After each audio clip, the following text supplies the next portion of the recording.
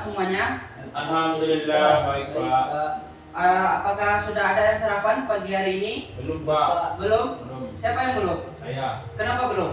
Nasi belum masak nih Pak. Nasi belum masak? Belum. Oh, baik. Sebelum kita memulai pelajaran pada hari ini, terlebih dahulu Bapak akan mengambil absen. Biar tahu siapa yang tidak hadir hari ini. Zakaria, mana? Aksai, Baik Pak. Rizky, Sananya Barale Pak. sananya Barale. Barale, Iya. nikahan. Iya nikahan. Oh, jadi dia izin ya? Iya, acara keluarga. Kamar Baik Pak. hadir. Iya. Ya baik, nampaknya cuma satu orang murid Bapak tidak hadir pada hari ini. Sebelum kita memulai pelajaran, Bapak minta kepada ketua kelasnya, siapa ketua kelasnya? Saya. Aksai, silakan memimpin dan membuka pembelajaran kita pada hari ini dengan membacakan basmalah. Berdoa lintai. Bismillahirrahmanirrahim. Baik, kita mulai pelajaran kita pada hari ini. Sebelum itu Bapak akan menanya kepada anak-anak Bapak di sini, ada yang memiliki hutang atau meminjam barang teman? Ada Pak. Ada. Siapa? Aksai. Aksai. Meminjam apa Aksai? Seingat awak enggak ada. Nah, Tidak ada. patang tuh Itu. di Mas. Iya itu bukan barang di PT itu. Ya, ada meminjam kan? Ada. Ya. PT 5.000. Baik. Mungkin anak-anak Bapak sudah tahu apa materi kita pada hari ini. Materi kita pada hari ini yaitu fikih Arya, yaitu tentang pinjam meminjam. Kita masuk ke pengertian pinjam meminjam. Arya atau pinjam meminjam. Pinjam berasal dari kata arya yang berarti meminjamkan. Dalam istilah ilmu fikih, para ulama mendefinisikan arya dengan definisi yaitu menyerahkan kepemilikan manfaat suatu benda atau waktu tertentu tanpa imbalan. Jadi tidak meminta lebih dari itu, lebih dari barang yang dipinjamkan, tidak meminta imbalan apapun. Jadi meminjamkan dengan ikhlas. Yang kedua, hukum taklifi. Arya atau pinjam meminjam, hukumnya bisa berubah tergantung pada kondisi yang menyertainya. Meminjam hukumnya sunnah jika peminjam mustahil merasa manfaat dari pinjaman tersebut dan tidak menimbulkan mudarat bagi pemilik barang mu'ir. Arya juga bisa menjadi barang haram jika berdampak pada perbuatan yang dilarang, seperti meminjamkan senjata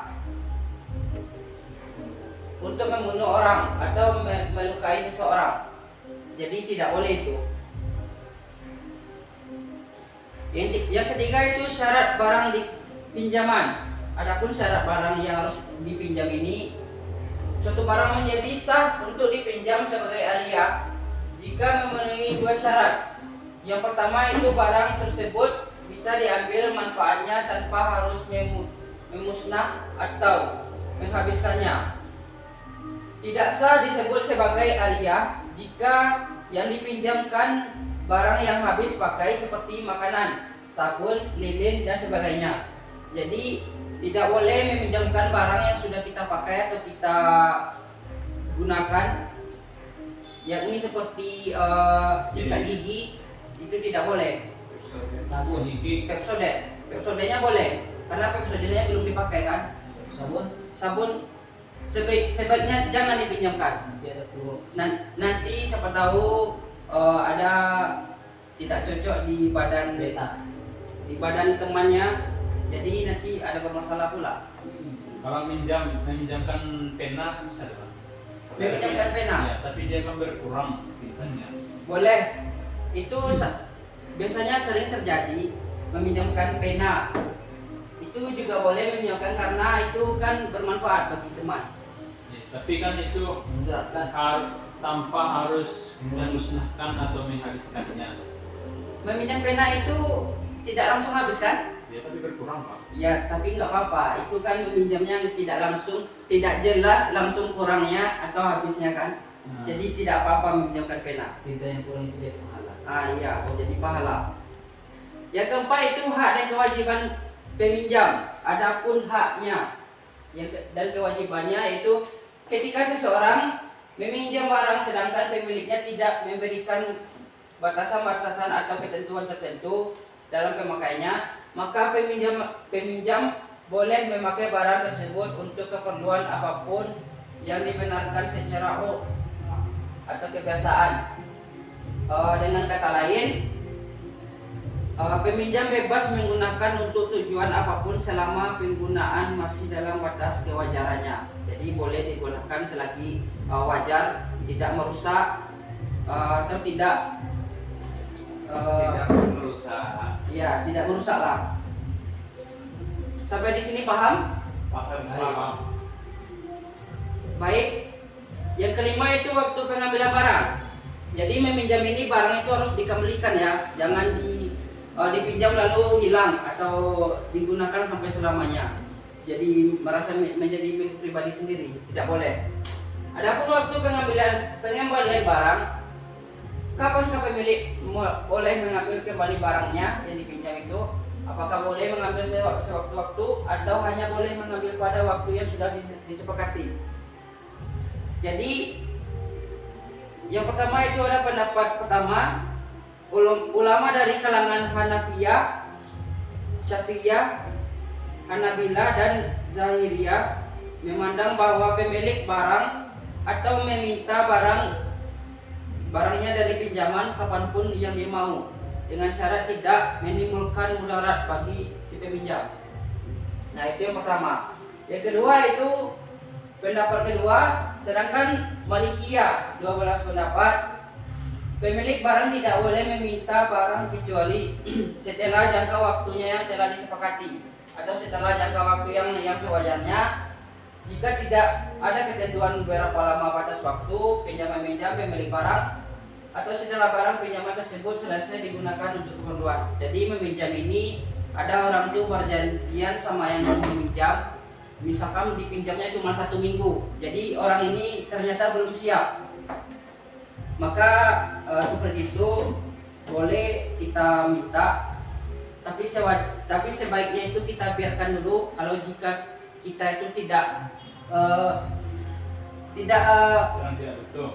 sedang tidak butuh, ya. Sampai di sini ada dipertanyakan? Tidak ada Pak. Tidak ada. Tidak ada. Mungkin cukup ini materi kita pada pagi hari ini. Sebelum itu Bapak akan memberikan tugas untuk Ananda untuk minggu depan. Bapak minta kepada Ananda semua, tolong bikin nanti di rumah apa hukumnya meminjam barang seperti emas. Jadi kan meminjam emas itu kan misalkan harga emas itu 1 juta. Jadi meminjam itu janjinya 1 tahun. Jadi dalam 1 tahun itu ternyata barang ini, emas ini naik, misalkan jadi 1.500.000. Jadi orang ini kan harus membayar 1 emas itu. Yang kemarin itu misalkan 1 gram 1 juta. Jadi apa hukumnya meminjam barang itu mengembalikannya tidak sesuai dengan barang yang dipinjam. Misalkan dipinjamnya yang kemarin itu senilai 1 juta dan dikembalikannya ternyata barang itu sudah naik dan menjadi 1.500.000. Jadi apa hukumnya? Jadi Bapak minta itu PR buat kalian di rumah. Nanti minggu depan akan kita bahas lagi tentang PR yang Bapak berikan tadi. Mungkin cukup sekian pembelajaran kita pada hari ini. Bapak sudahi dengan wabillahi taufiq wal hidayah. Assalamualaikum warahmatullahi wabarakatuh. Waalaikumsalam warahmatullahi wabarakatuh.